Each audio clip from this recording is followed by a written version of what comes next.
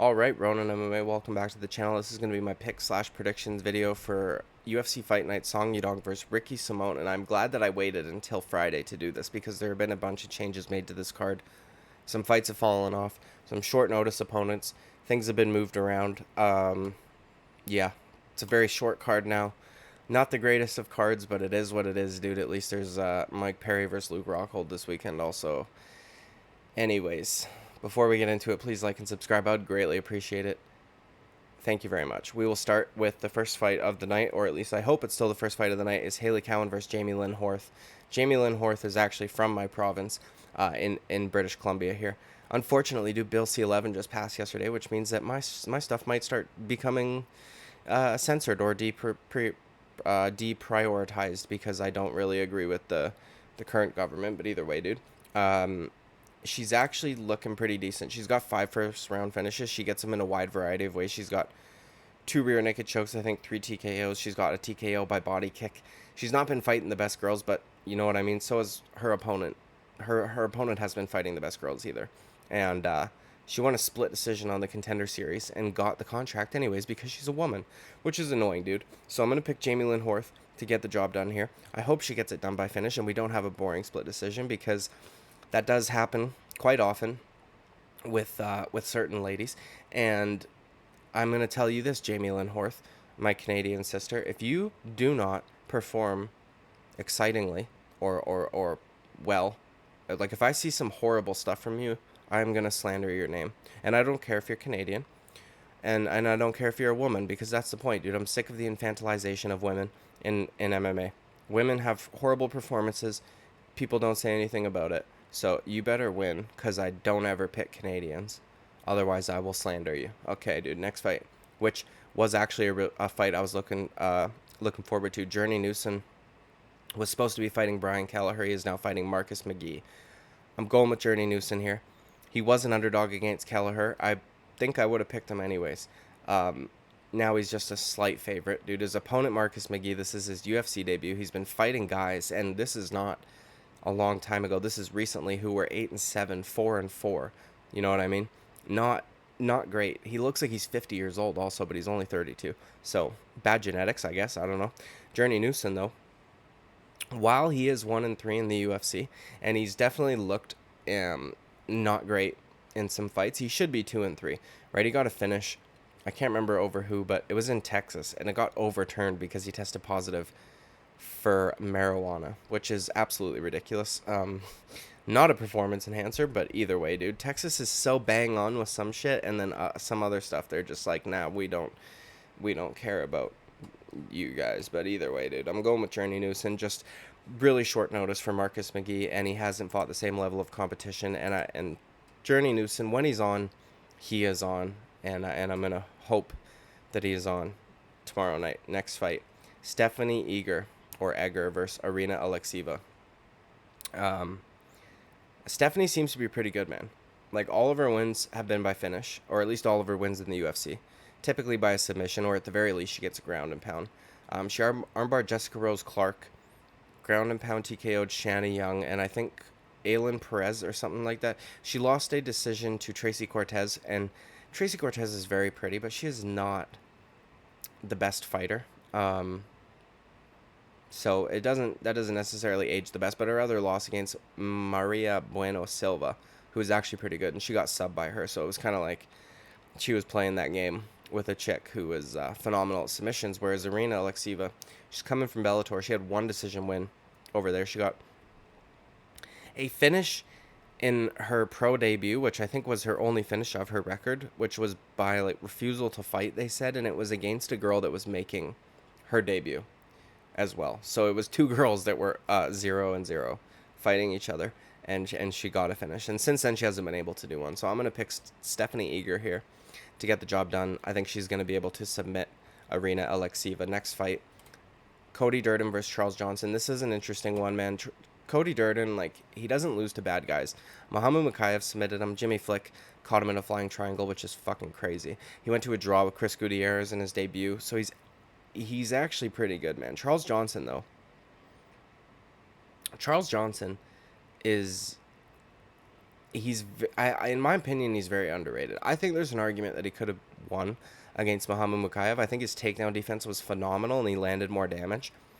I picked him to beat Ode Osborne, and I think he was actually an underdog in that fight, but he performed very poorly, in my opinion, in that last one. It was actually making me mad. His output was just not enough, and he was acting like he was doing enough, and even his coaches were telling him, like, hey, dude, we need a little bit more from you. You know what I mean? If he would have just thrown, like, 10 more strikes, and even if a few of them landed, he would have kind of separated himself from Ode Osborne, because if I'm not mistaken, that was a split decision loss, which he doesn't get lucky with decisions there, dude. I'm gonna try and not judge him based off of that last performance, and I'm gonna pick Charles Johnson here. I just hope he's more active this time, because if he's not, then you know what I mean. I could see Cody Durden running away with it, but I think that Charles Johnson is gonna be able to do enough damage in the rounds to, you know, eke out those rounds and then get him either a decision or a late finish. Next fight, Julian EROSA. Julian Juicy J EROSA, okay? This dude's he's either a member of the 3-6 Mafia or he is a massive stoner versus Fernando Padilla. I'm going to pick Padilla here, dude. He's making his debut, young kid, 26 years old, and he's Mexican, and those motherfuckers are on a tear right now, okay? His last loss was to Spike Carlisle, if I'm not mistaken, who's actually not that bad. I think he fought for a title in Bellator. I don't think he would ever get to that position over in the UFC, but he's not bad.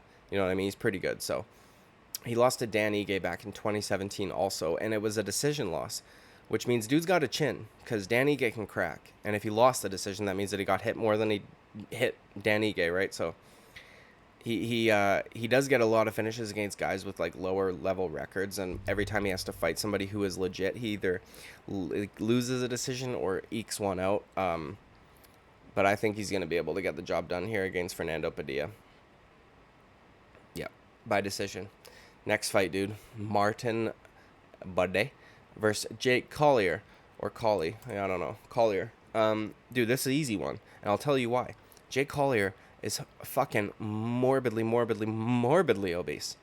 He is so fucking fat, dude. That guy could probably fight at welterweight if he wanted to. I would not be surprised if he had like 70 to 80 pounds of body fat on him. And Martin Buday, buddy, is on a 10-fight win streak. He's beaten guys that have beaten Jake Collier, which I understand that MMA math does not always work, but still. The only knock is that he,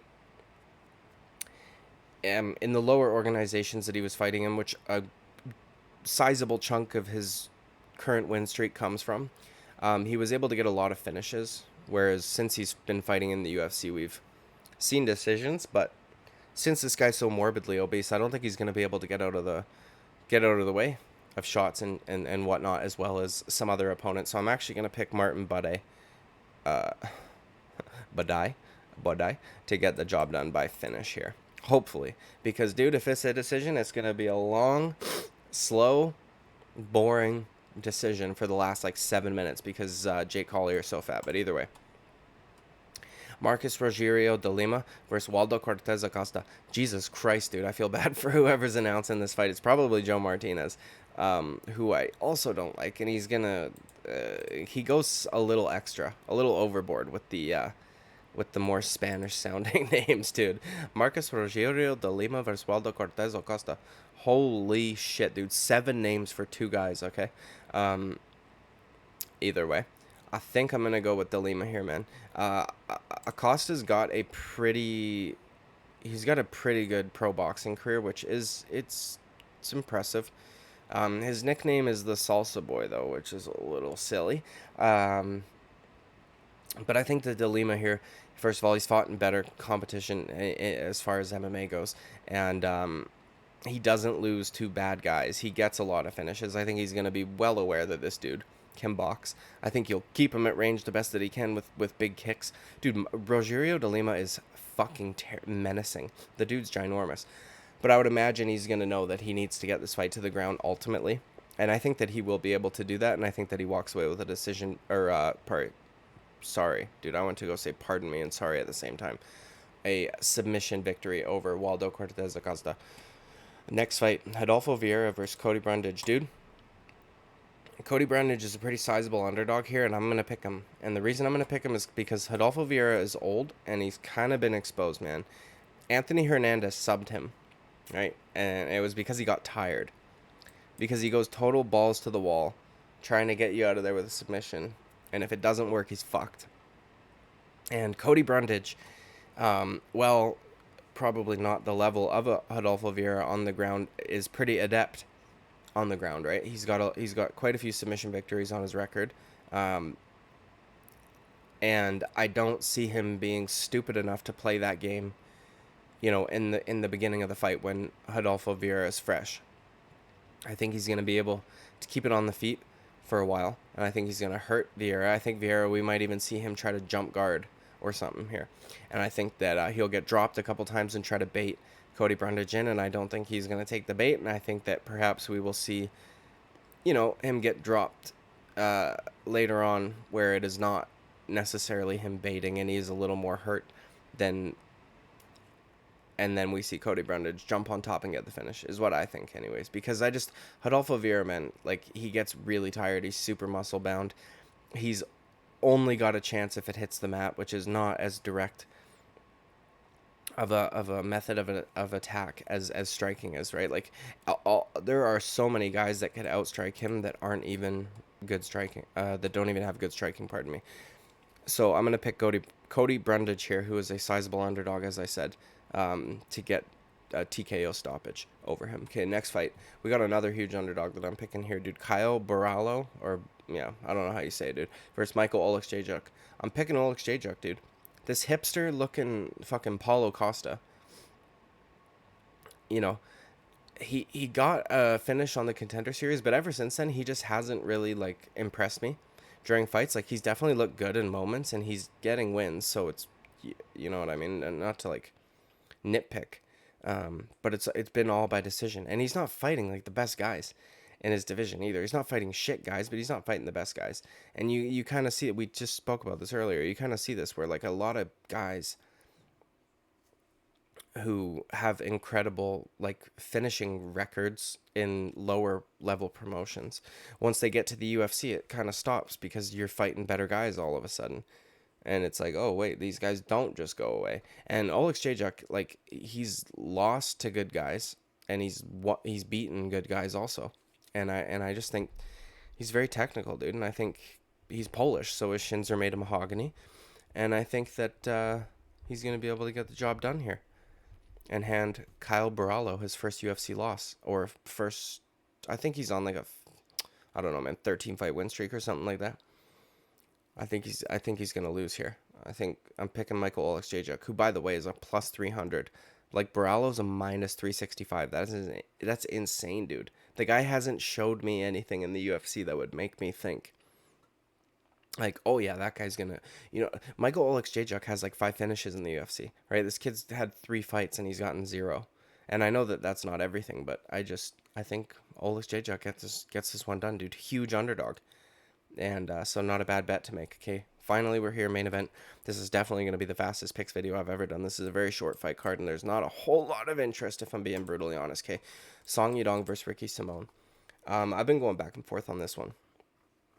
I have, because I was initially going to pick Ricky Simone, and then I thought, no, Song Yadong. And the reason the reason I changed my mind was because of Ricky Simone getting dropped by Uriah Faber and finished, which was kind of a premature finish, but the way that he got dropped was not good. Like, he kind of face planted, right?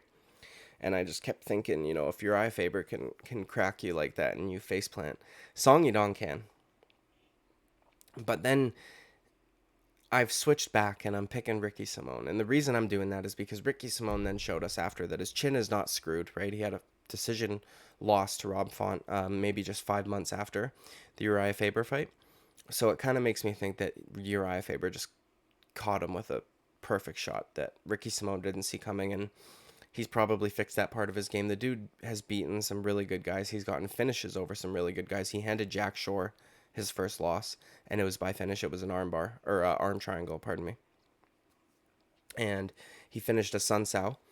You know what I mean? Song Yadong in my opinion, hasn't beaten the most impressive guys. I don't think that he should have gotten the nod in the Marlon Chito Vera fight. He got the shit beat out of him by Corey Sandhagen. And I know he was looking good in moments in that fight, and it wasn't getting like totally fucking annihilated. But I do think he would have ended up losing that fight. And yeah, man. I just don't think Song Yadong's that good. I think he's just powerful. And I think that for whatever reason, dude, Uriah Faber has a phenomenal relationship with Dana White, and he's able to get his guys some good spots. Josh Emmett, in my opinion, did not deserve to fight for an interim title, but he did anyways. So anyways, dude, I'm picking Ricky Simón here. And, dude, we need him. We need him at the top. He's the only guy to beat Merab. Okay, and he subbed him. And I know that it was a weird stoppage. That was a weird one too, right? Because it was right at the buzzer. But you can't be asleep when the fucking bell rings and win that fight. That doesn't make sense. He choked you out. You know what I mean? It is what it is. People like to talk shit and say, oh, the doctors wouldn't let him sit back up. He tried to get up and he couldn't. So the doctors were like, no, lay here. Dude, you know what I mean? I just think Ricky Simón's a bit better, and I think that he's getting better also. And, yeah, man. Rob Font, Faber's only losses. The Uriah Faber one was definitely like a he got caught situation. Because I don't think that if they were to run that fight 10 times, Uriah Faber would do that the majority of the time even. So, yeah. I'm going to go with, I'm picking Ricky Simón here. Who is the slight favorite, but I hope he gets the job done, dude. Because I would love to see him in the mix. Especially since Merab Dvalishvili's sitting there at the #1 contender spot. But anyways, dude, this is the end of this picks video. Thank you for watching. I greatly appreciate it. Like and subscribe. I would greatly appreciate it. And if you were somebody new here who subscribed yesterday, because I got a pretty good bump, thank you very much. I appreciate it. And I hope you guys have a good one. Bye-bye.